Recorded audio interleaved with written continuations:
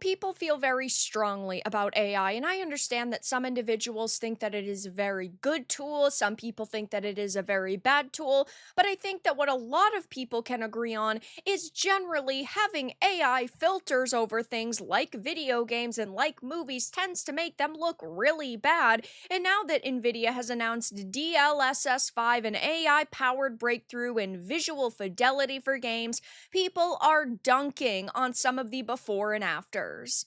I have a few different things to show off, but before I get into the topic, if you enjoy the content I create, check out the links in the description, join the community in my live streams, and consider supporting through Patreon or YouTube memberships. Now, we are living in a time where people see something on social media and instantly react to it, which I understand why. It is very easy to put a clip online and then for you to react to it. But in the case of Nvidia's DLSS 5, there's a lot of information that is being left out of this conversation, specifically the fact that we aren't going to be getting this anytime soon, plain and simply because during this showcase or this demo with Digital Foundry, this was not running on just one 5090, but two 5090s. One 5090 card was actually running the game, and one was running the technology. So this isn't going to happen anytime soon. But I do think it is also important that we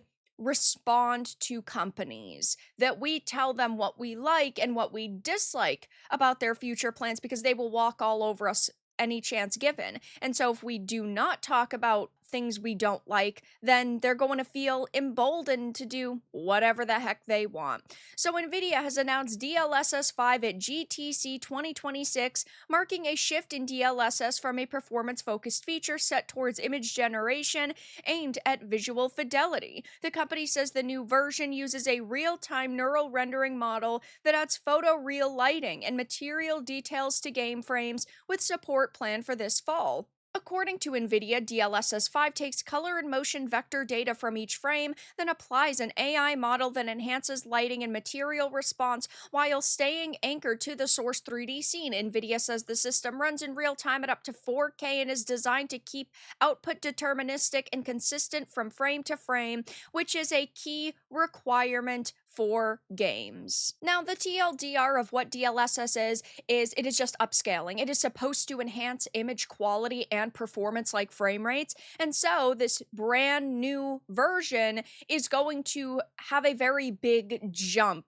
in the visual quality, we will say. And some of these comparisons have upset people online because, yeah, a lot of them, in my opinion, do look really bad. I think that one or two here look solid, and I understand the vision, but when the character is moving around, it looks a little bit wonky. But to top all of that off, some of these look wild. Okay, some of these do not look good. Like this one, for example, Hogwarts Legacy, you're going from DLSS 5 off to on. And when they start moving around, you can really see how rough it actually is. It just really makes everything look sharper and look brighter. And I think for some games, like in Resident Evil Requiem, for example, it looks worse just because everything looks so much brighter and it feels like it takes away from the atmosphere a lot. Looking at some of these examples a little bit closer, like the Starfield ones, the on looks significantly better than the off. In this case as well, for Marika, the off looks worse than with it on. But in some of the other cases, like Hogwarts Legacy, yeah, having it on, it just looks so dramatic and it just looks way too sharp. For some games, it is going to look better than others. With Requiem, the lighting in general in the environment does look really off, but this image of her face has been getting a lot of attention because people are like, oh my god, she looks so yassified. But if you look at this example with DLSS 5 on, this looks way better than the version on the left. So it's going to be very situational. And I think that each individual example is what we have to judge. And so for Bethesda, like most Bethesda games, let's just be honest, look like shit. So almost anything you do to those games are going to look like improvements. Whereas in the case of something like Hogwarts, like I say, I don't know if I fully agree with that. The faces are just one of the many problems. And yeah, I do understand why people are paying so much attention to it, because if your characters look very sharpened and they don't actually look like the rest of the game, people are going to not be able to see anything but this problem. The response, though, has been strong and swift. A lot of people have a lot of different opinions on this. And look, it's fine if you think that it looks better overall.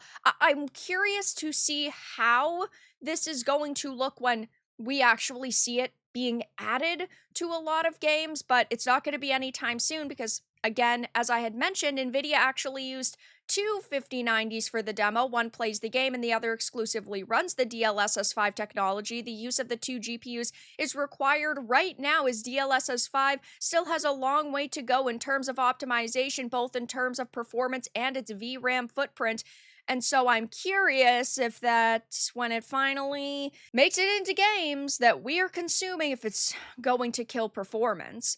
I do not want AI filters on top of my game characters' faces. It looks terrible in my opinion. So you're saying that there's a chance that it's DLSS off and DLSS on. No one is asking for this. Please don't. LOL, okay, but why did the AI turn off the streetlight? Because the world around the streetlight is so bright, it doesn't even have its job anymore because of AI. Same energy as people who grab someone's work, override the artist's decisions, and pretend it's better because they fed it to generative AI, and I do completely agree with this.